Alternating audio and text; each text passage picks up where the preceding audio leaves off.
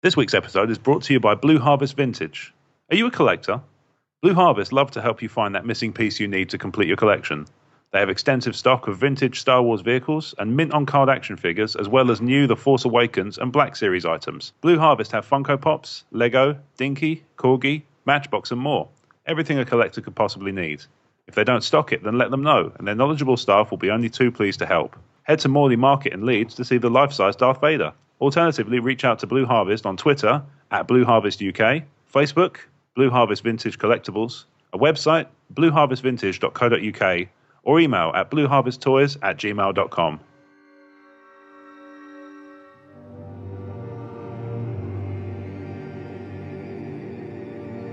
Welcome to TSW After Darkside.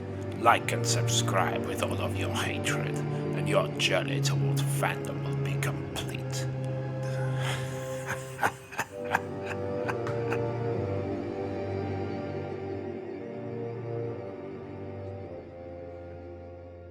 Just waiting for Paul to become free.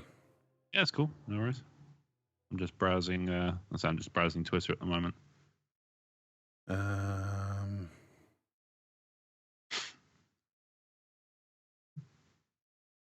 Just no talking about sending me Star Wars pics.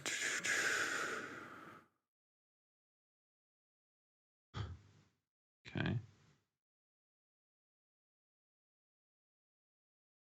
Oh, that's interesting. That supports the theories. They've Nintendo have filed some new patents, and obviously, whenever companies file patents, especially tech companies, it's always an indicator of what they might be doing next with their systems. All right. Nintendo's filed a patent for an accessory that, when connected to a portable device, adds functionality. So, for example, there are techniques where an external controller as an accessory is connected to a connector on the controller of a game device, allowing a wider variety of game options. And it's interesting because they've been theorizing for a while that Nintendo might be doing a kind of hybrid system that's part portable and part home console. Right. And that sort of, those patents kind of lend a lot of weight to that theory. Just looking at the example, and it's almost like a Wii U controller. Well, it's actually like somebody's added buttons to an Etch-a-Sketch. It's really interesting. That sounds like a typical Nintendo design. It's got two, what I'm guessing are two sticks in the bottom corners. And then at the side, it's just got like a 4-button panel. But I'm guessing they're analog sticks rather than Etch-a-Sketch dials. Right. So it's not like a digital Etch-a-Sketch. No, although with Nintendo, you're never really sure. Could go either way. Yeah, exactly. There we go. Yeah, this Cold War veteran said, you guys have good audio chemistry. Oh, well, I think that's true. I definitely think that's true. And then followed it up with a theory. Got to go to work anyway. Gonk is Snoke. I was thinking about Snoke today, I started laughing to myself because I theorized that in Revenge of the Sith, yeah, when Bail Organa realizes that the clones have sort of turned on the Republic, yeah, and he's making his way back to his speeder, and a Jedi comes bounding out, yeah, that was all a ruse. Yeah, the Jedi lived, and it's Snoke now. Right, so I started laughing because it was fucking absurd. That's Jet Lucas. Yes, George's son. Right. Yeah, that's really cool. I think that's as nepotism goes, I like that sort of one.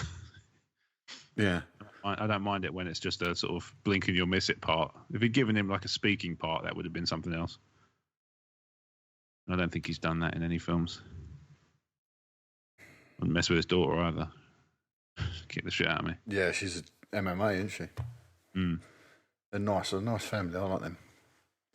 Well, I've sent Paul a text and I've sent him a email. Okay, cool. I'm just hoping that I can get a response, and then if he's going to come on later, you and I can kick it off. Yeah, sounds good. Still sounds available. So this week we've added,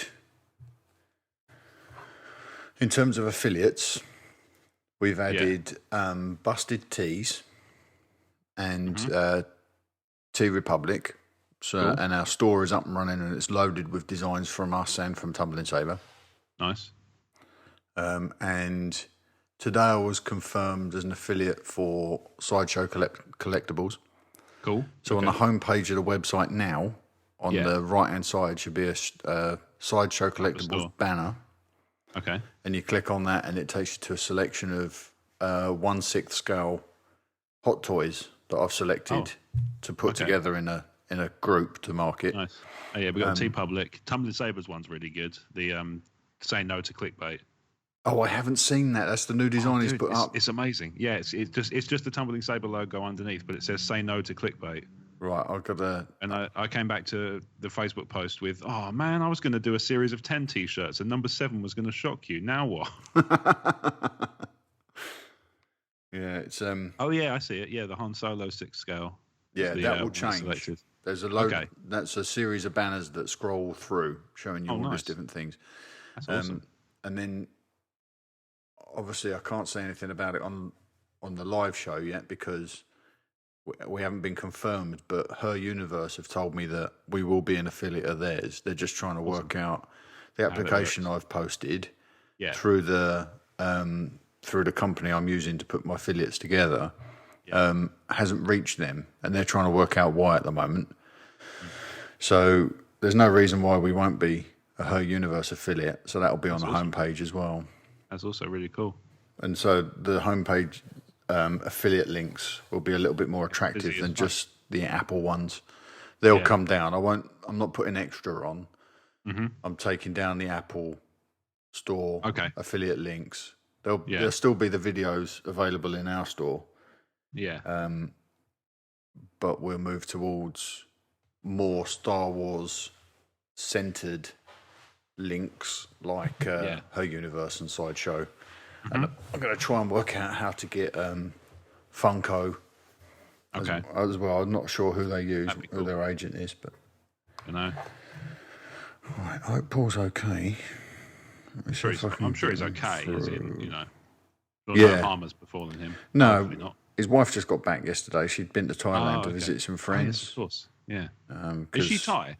No, she's not. She's Brit. But she and Paul worked out there for years and years. And okay, the only reason I ask is because I've got a mix. I've got one friend whose wife is Filipina. Mm-hmm. They're out there all the time, and I've also got one friend whose wife is Thai. So they're out there quite a bit. But then by the same contrast, I've also got a friend who goes to Malaysia half the year because she doesn't not half the year, but she goes there quite a bit for work. Yeah. So I've sort of got a mix of a bit of everything really. So I thought I'd ask. Yeah. The reason Nat went back out was just to visit a bunch of friends because they're all, as far as I understand it, they're going to be starting to make their way home. Okay. So they all used to work together, and I think that's all kind of winding down for one reason or another. When we went up to Celebration, Paul told us that they'd decided that Nat could go back and spend a couple of weeks just catching up with everybody and saying goodbye. That's cool. Probably smuggle back a couple of bags of heroin and then sure. Get on with life. When in Rome, bring something back up your ass. Oh, brilliant. I'm recording all of this. This is going to be great. Perfect. After Darkside fodder. Nice. I'm just browsing through. I figured out a way to...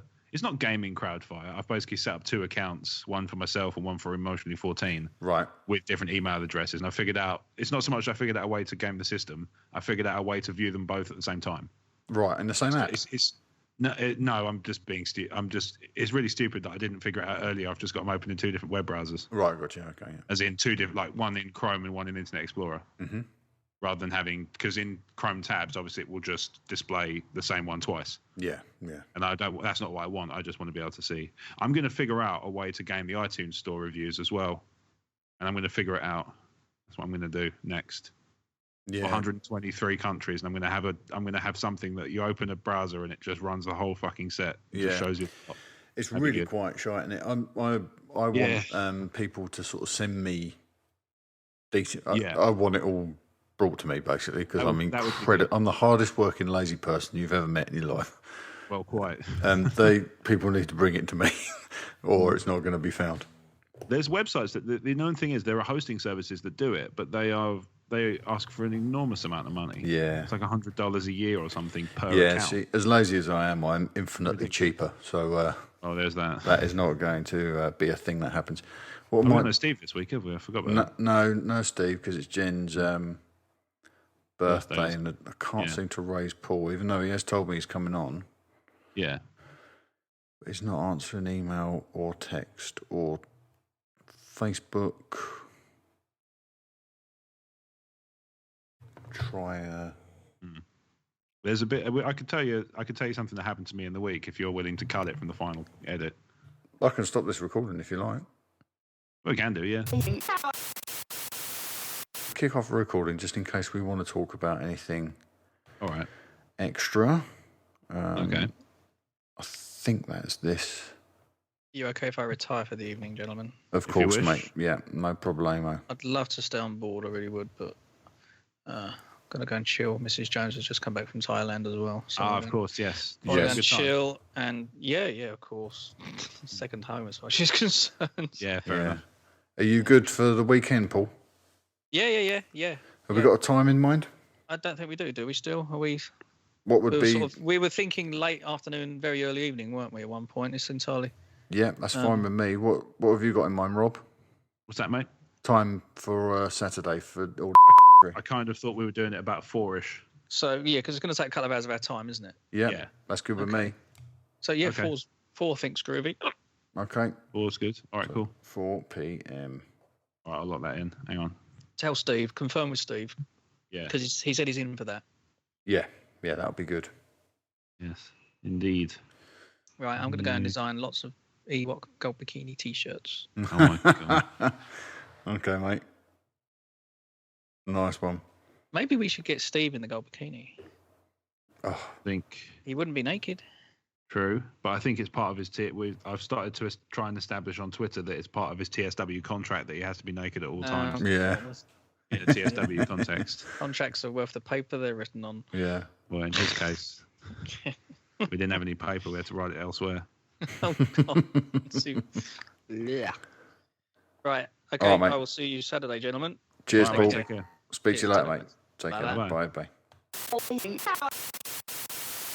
Marvellous. It would be typical, wouldn't it, that we're sort of like sitting there going, oh, let's have an After Darkside, and then suddenly the Rogue One trailer drops, and we're like, shit, drop everything. Yeah.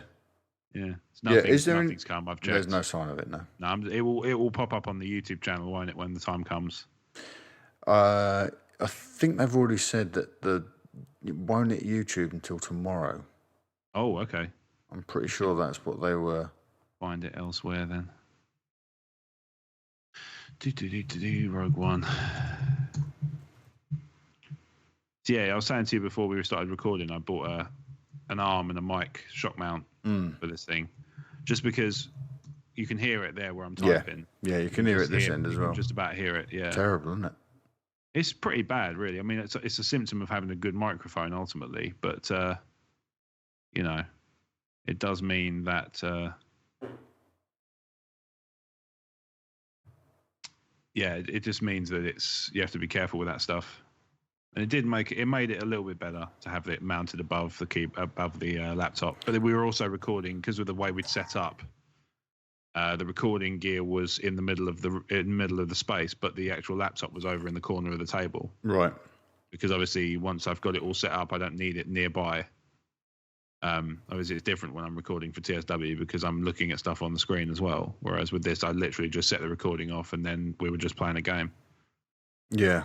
I need to get something like a backup recorder device because I was so pissed off losing that recording because it was really the second hour was shaping up to be better than the first. Yeah. And the first was good, but the second half was shaping up to be even better. And then it all just went tits up, and I was so annoyed. Yeah, I really want to get a recorder. Yeah. Like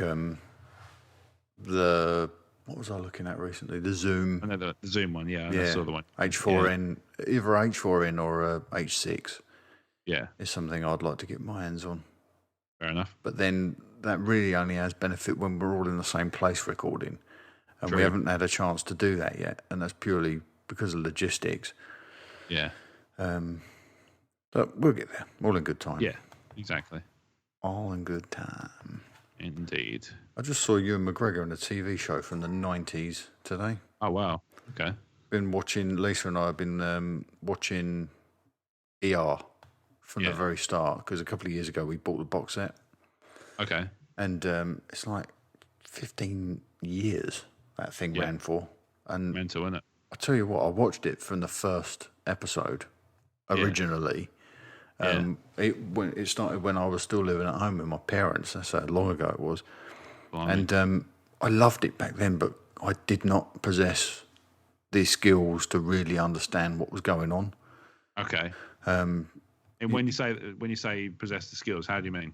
I didn't have the film language to really understand what they were doing, even on TV.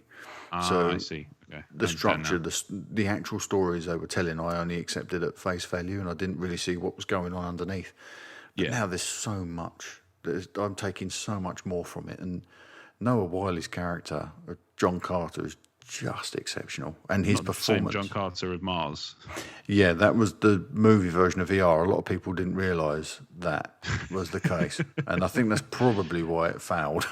I was going to say, most notably, the director didn't seem to know. Yeah. It's a really great show. I absolutely love it. Love it so much. I mean, obviously, my thing at the moment was, up until today, was Rebels, but I finished that now. I'm working my way back through House, because I really like House. Mm-hmm. And I'm working my way through 30 Rock as well, so I quite like that. Yeah, I didn't get into 30 Rock. It's hard going, but if it just gels for you, then it's good. I mean, I like the Tracy Morgan character, Tracy Jordan. Yeah, because he's just, they make him delightfully eccentric and stupid, and he'll just, there's a really great scene in one of the early episodes where they're playing poker, and he's lost all this money because he's got a terrible poker face. Right.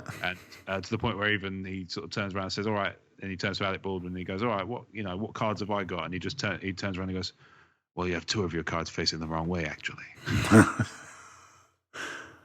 Baldwin's great, isn't he? He's wonderful in that show. He's just the perfect mix of daft as a brush and arrogant and smart and suave. He's got that nice dichotomy going. Yeah. Sort of equal parts buffoon and sort of smug buffoon. Buffoon. There's a word you don't hear bandied around that often these days. I think I used it to describe Trump when I was having that chat with Steve. Yeah. Yeah, because I do stand by that. Yeah.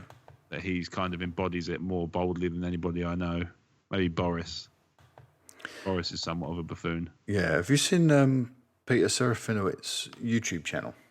I love Peter Serafinowicz. Have you seen? Actually, no. You seen any? You should head over there immediately and watch some of his.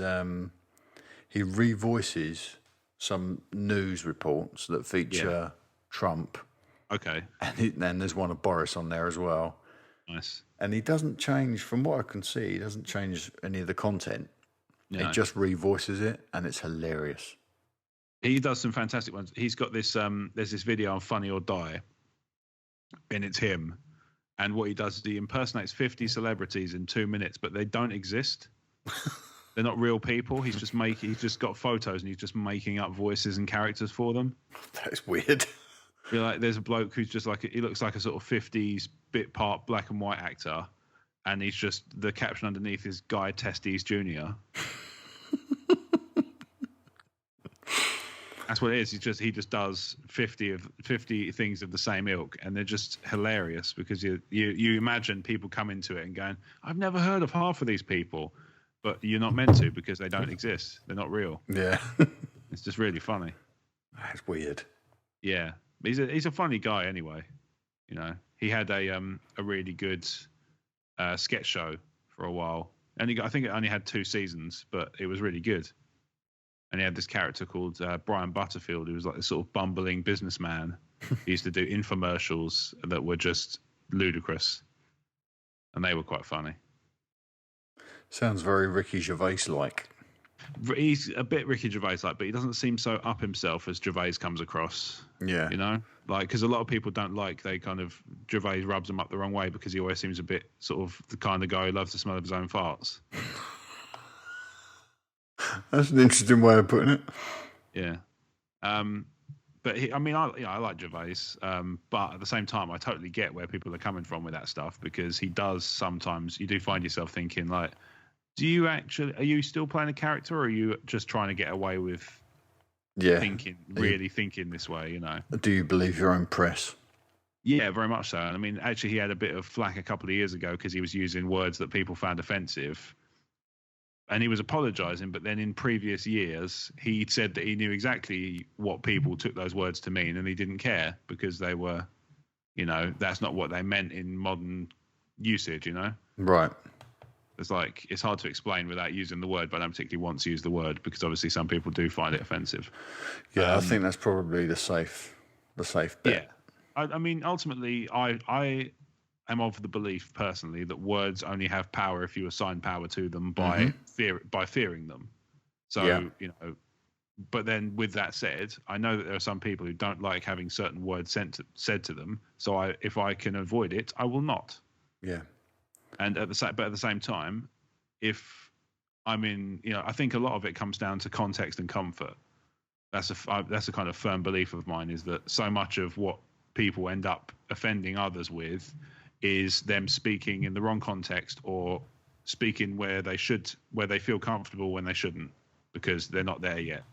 Yeah. It's one thing to make a joke with your friend who's, I don't know, of a particular persuasion, whether maybe they're an ethnic minority, or maybe they have a certain sexuality or something. It's one thing to joke with those people in somebody and to make a joke that would normally be offensive, except they know what you're like, and so they know it's all in jest. Yeah. Versus saying it to somebody, in general, just a stranger on the street. And it's something it's something in the past that I've struggled with. I mean, obviously, if you go back and listen to the early Emotionally 14 podcasts, certainly the Crazy Train is true of this. There are some jokes in there that would probably upset people. And it was something we kind of had to learn to make sure we reined in, because we didn't necessarily have the knowledge that people could be sure it was a joke. Yeah, because we were new to podcasting ultimately, and we'd all been online in various forms. Obviously, the blog had been around for a few years, but it had gone quiet for a while. So when we came back into it, it was almost like we were coming back into it for the first time. So we had to be careful just to make sure that we didn't lose people, like turn people off before they had a chance to realise that actually we didn't mean these things we were saying. It was all in jest. Yeah. You know what I mean? Yeah, I do know what you mean. It's very tough. I used to do that all the time. I used to adopt certain positions on topics that I knew would aggravate people, but maybe I believed what I was saying. And I would do it often to get a rise or a reaction. When I was a young man, not something I do now, because obviously I respect other people's opinions enough to give them the space they need to practice those things. If it's religion or if it's whatever it is, it's just give people the space. And I was doing a lot of this stuff just to get a reaction when I really hadn't earned the right to do that. Yeah. You can be provocative when you've earned that right. I could say things to Lisa, for example, that I couldn't say to anyone else. Yeah. Because I've earned that right. And we've got she understands that I might say something and not entirely mean it. Yeah. Or I might say something because it will be funny in the context. Provoke the right reaction. Yeah, and it's in the context of our understanding that she knows that that's not really my position. I couldn't turn up at a dinner party and just go, "What about them Jews?" Because you just can't do that when people don't know who you are and they don't know they don't know that you're joking or you're just trying to. And as I say, it's funny. It's funny you use that specific example because that was exactly the problem we had. Was, we made a joke that was along those lines, and we were like, "Oh, we should probably take a step back here and clarify that this is not what we're not actually like that in real life. Yeah, we're just fucking around." Exactly. And, like I say, I think over time it's become evident to anybody. Certainly, people who come in and listen now. I mean, obviously, there's enough material they can go back and evaluate it for themselves, and understandably, I don't go out of my way. Who am I going to? I'm going to upset somebody today, and that's going to be awesome because it's so much fun. But if I upset people with these things, I don't necessarily mean to. I do some. There are probably times where I do deliberately, like you said, kind of go out of my way to just be a bit provocative because I think they probably need it. Because I think some people can be a bit sensitive about certain things. Not to say that that's always the case, but no, of course not. I think sometimes people are a bit precious about certain things. They can be, and I think as I enjoy getting a laugh as much as anybody else. And I'll give you an example of real life sort of biting me in the arse. Was a few years ago I was walking Poppy in where we live is in the woods, so you can go if I had a gate in my rear fence, it would lead straight into a big thick wood, right? And we could go out into there with Poppy on the lead and walk around. And more often than not, when we first moved here, we would meet up with other dog owners and walk around in a big group. Sure, and it's one of the upsides of it, isn't it? Yeah, and a lot of the people I would walk the dog with were women. There was a couple that used to live just a stone's throw away from me, and the woman was a young woman, and she was tiny. She was a police officer, but she was teeny tiny and didn't really fancy walking through the woods with her dog on her own. So we would meet up, and there was 4 or 5 of us who would meet up. The dogs would run around together, and we'd be walking around. And anyway, I was in one of those moods one night over there. It was a bit silly, and I just wanted to get in a laugh. So I can't remember the exact exchange, but basically we were all talking. It was on the run up to Christmas. We were all talking about what a nightmare Christmas can be. Yeah. And for some reason, I said, this guy said, don't really do Christmas. And it was all very light-hearted. And he just threw this comment out, and amongst all of this, everything that was being said in this exchange, he said, don't really do Christmas. And I went, what are you, some kind of... And time slowed. Yeah. And I scrolled through every possible option, thinking too offensive. And I thought, there's one. And I said, what are you, some kind of Mormon? And he went, yes. Right. And I thought, fuck. It didn't seem to matter what I did. I'd loaded that barrel at that point and spun it. Yeah. And I just what are you, some kind of... And then I started thinking, that was... And then I woke up face down in the woods with missing teeth and bleeding nose. Yeah, it was just a ridiculous thing. Bag of ice on my back and a kidney missing. I'd gotten out in front of myself during that little thing. And I'm saying Mormons do that. Yeah. Just to make sure there's no connection. That's just the thing of waking up in a wood. That's more, It was just so bizarre. I got out in front of myself looking for a laugh, and I know what you mean. Hadn't thought it out. I remember once when I first started a new job, I was sat with a group of people in the office, and one of them was a lesbian, and I was a few days into the job, and we were just chatting away, and I can't remember how it got onto I can't remember what we were talking about, but she said something. And I said, of course, we're forgetting that the reason that these things happen to you, these bad things happen to you, is because you're an abomination, And I said, you're an abomination under the Lord, or something like that. But then it occurred to me, everybody sort of chuckled. But I think after that, it occurred to me, they don't know that I'm not a massive idiot, hyper religious person. Yeah, they have no way of knowing this. I've known them 2 days.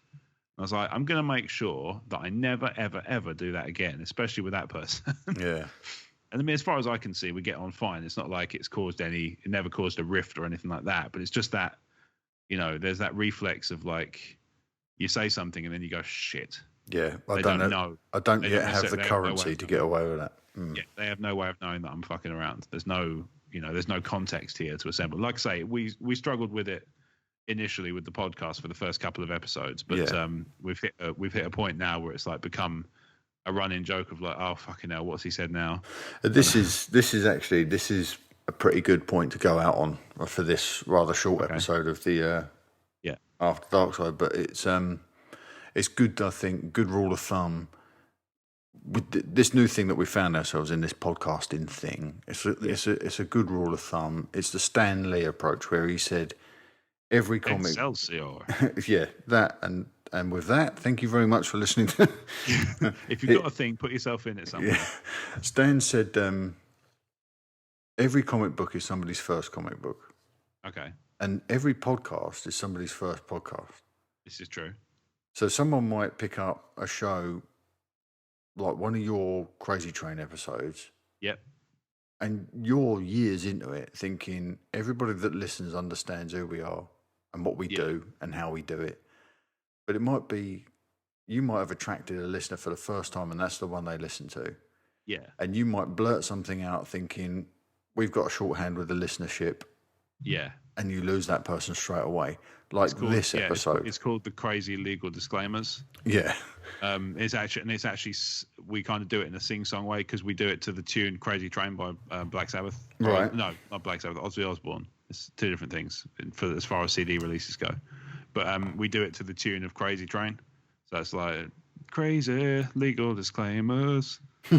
And then we go on to explain what we're not saying really, you know. Yeah. Like we've the one that sticks in my head is crazy legal disclaimers. The cast does not in any way endorse the ritualistic murder of children. But in context, it makes sense. Yeah. Yeah. But yeah, that one kind of does the job for me because it's like you said, it doesn't rely on the fact that it's somebody's first episode, that somebody's coming into every single episode, and it's also quite funny because you know, as you're talking about that stuff, you find yourself just going, you hope that people listen to it and go, oh yeah, okay, fair enough, yeah, I can see why they would go back and make sure that's still kosher, as it were. Yeah, it would be probably a good idea to have a disclaimer on this epised. What's that? Well, this podcast like actually. We talk about offence and how it's. Yeah, it's taken. It's never given. And to let people know that if this is the first thing they're listening to, if this is how this is their introduction to Talk Star Wars, and this ain't it. It's like a Cold War veteran said on the main show. This is punk rock podcast. It's just you and me talking and not having an idea of where we're going. Yeah. And we are off book. We're off script. It's just a conversation that takes place whilst I'm converting the files from the main show. Yeah. And before I start to do the edit. So. Yeah. Incidentally, on the subject of how not to do things and how not to offend, how offending people can backfire on you. Did you see that there's not likely to be a Ghostbusters 2? Yeah. Because they lost too much money. I'm going to cut that piece out of a previous episode of the After Darkside and send it to Sony and say, this is how you should do it.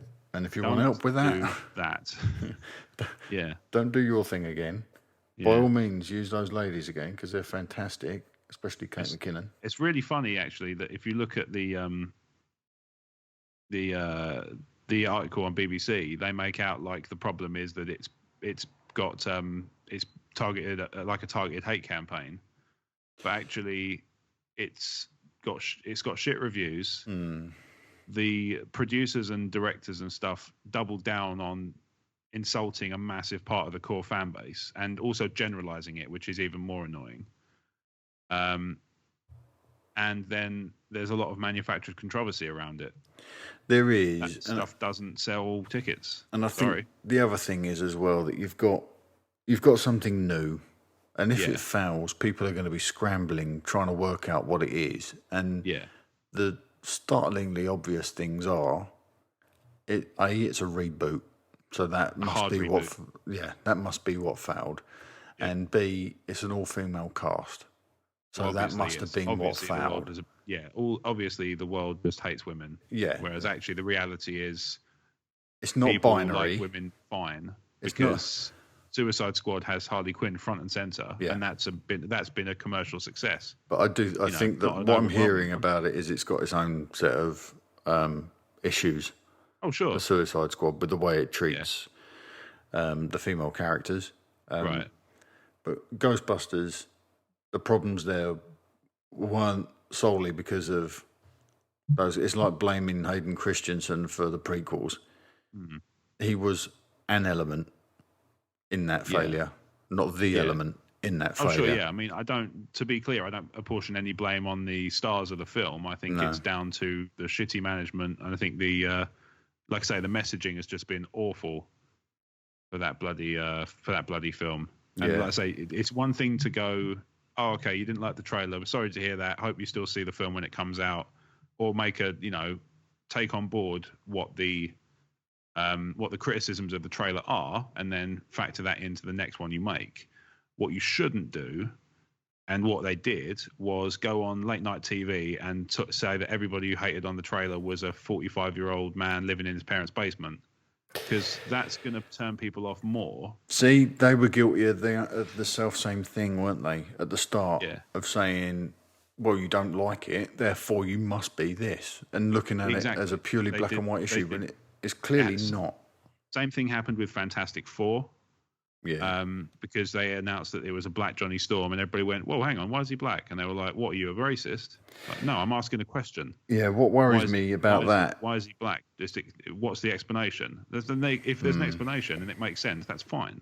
But what you can't do is just cut them off and say, "Oh, well, you're not a racist, are you?" The worrying thing is that what the studios are going to see? Are Fox going to look at the failure of the Fantastic Four and think it's because the world's a racist? Or is it or are they going to be able to say, look, you know what? Let's try and look at this objectively. We just made a bad film, and it doesn't matter that the cast were too young, or it doesn't matter that we cast questionable people in those roles when maybe there are better people out there for those roles. It wasn't. It was a direction. It's the same thing with Ghostbusters. Yeah. You told a poor story, and you told it badly.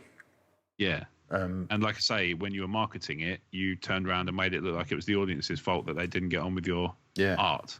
That's not how it works. No. Art's very, art's subjective, but if that many people are telling you there's something wrong with your movie, there's that famous phrase, isn't there? If one person's telling you you're an arsehole, they're an arsehole.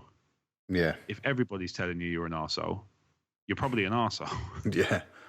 Exactly. If enough people are telling you that's not good, you should at least step back and say, and acknowledge it. Yeah, I mean, like, if we're going back to the podcast example, if I had enough people telling me, if I had one person telling me I didn't really like that bit in the episode, I go, okay, fair enough, I'll keep that, I'll factor that in.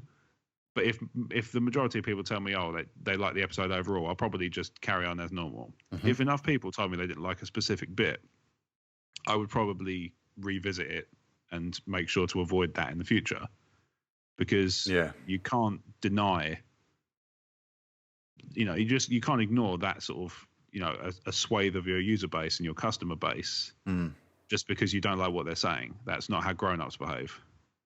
And that's one of those things that annoys me about kind of popular culture, is this real reluctance to acknowledge that there are opinions and tastes and things that differ from your own.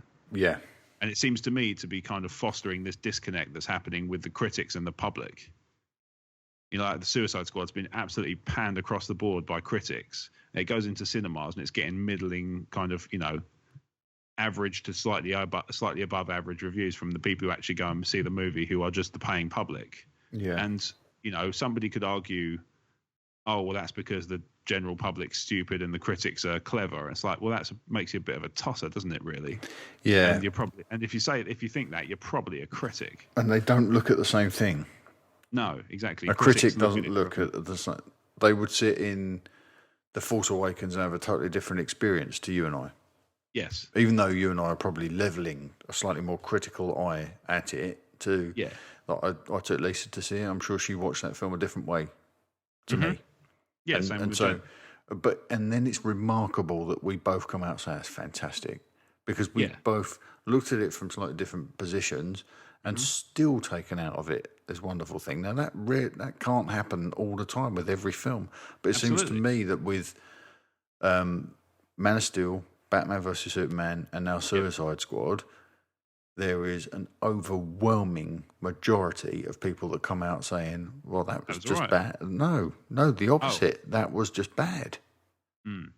And this thing with Suicide Squad, that's what I'm hearing. I've heard Jeremy say I had fun with it.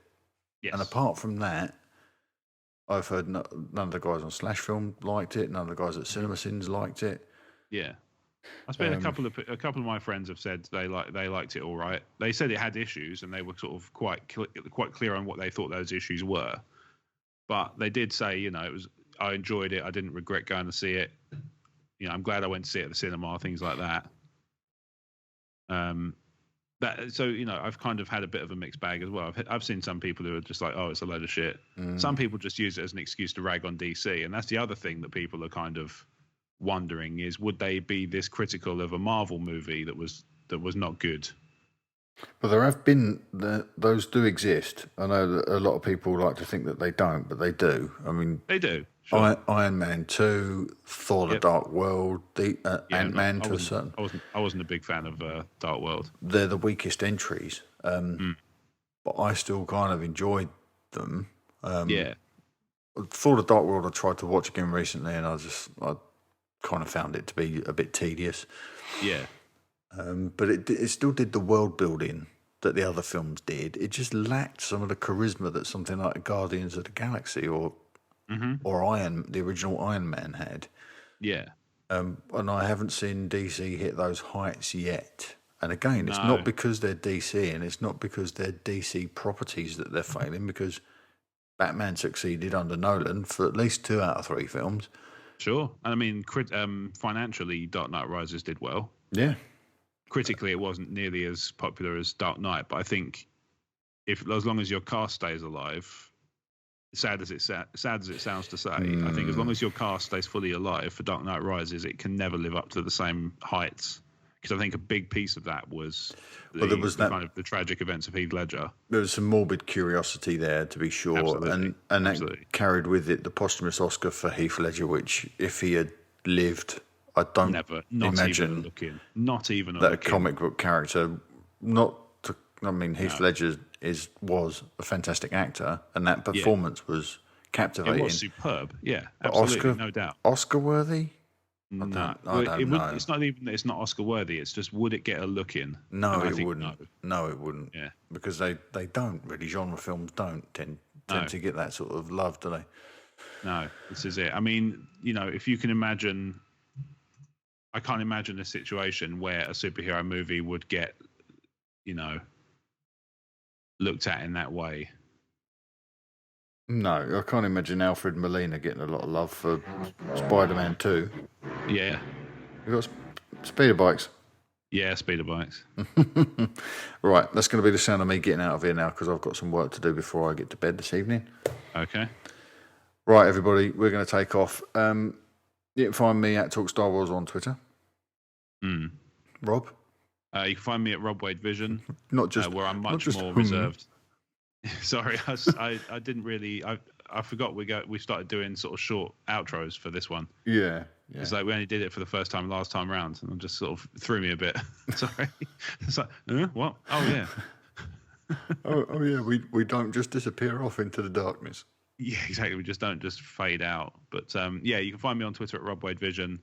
Feel free to follow, and let's have a chat about whatever you like. Like I said when we had the other Ghostbusters episodes, I'm quite happy to get into discussions about all this pop culture stuff as well. I take an interest in it.